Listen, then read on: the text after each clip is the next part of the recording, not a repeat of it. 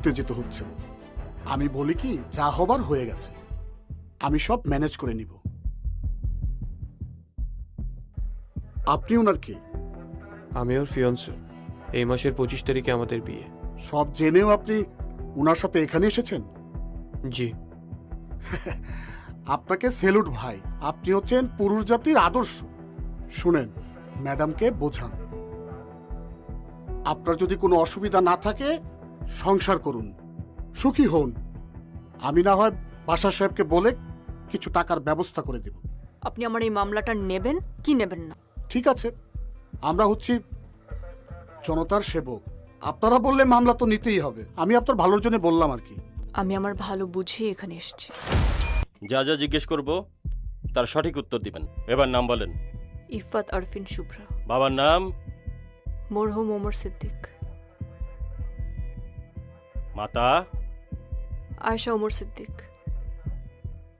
ঘটনা কবে ঘটছিল? 2 মার্চ, সময়? রাত 12:10। কতজন ছিল? 3 জন। 3 জন? আগে থেকে চিনতেন? একজনকে, আমার বস নেওয়াজ বাসার।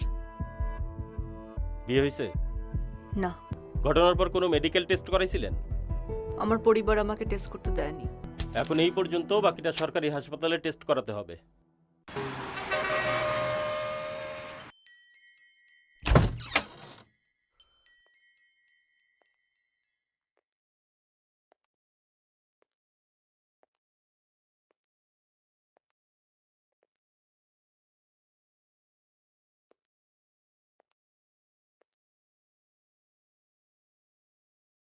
আপনি?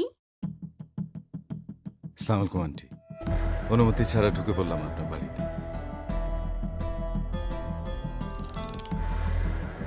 দাঁড়িয়ে কেন?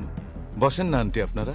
আচ্ছা বোন, আমি অথবা আমার ছোট ভাইয়ের সাথে তোমার কোনো পূর্ব শত্রুতা নেই, তারপরও কেন তুমি আমাদের ফ্যামিলির মান সম্মান নষ্ট করার চেষ্টা করছো? দেখো, তুমি যে রেডিও স্টেশনটাতে জব করো, গত 4 বছর ধরে সেই স্টেশনটা আমরা লসে চালাচ্ছি, কিন্তু সব স্টাফের স্যালারি কিন্তু দেয়া হচ্ছে। সামান্য কিছু টাকার জন্য তুমি আমাদের ফ্যামিলির মান সম্মান নিয়ে এরকম একটা কাজ করতে পারলে? আপনার কি মনে হয় কিছু টাকার জন্য একটা মেয়ে নিজের মান সম্মান নষ্ট করবে? সব মেয়েদের পক্ষে হয়তো সম্ভব না, কিন্তু তোমার মতো কিছু মেয়ের পক্ষে তো নিশ্চয়ই সম্ভব। আপনি নিশ্চয়ই আমার বাসায় আমার ক্যারেক্টার সার্টিফিকেট দিতে আসেননি। অবশ্যই না, আমি তোমার চরিত্রের সার্টিফিকেট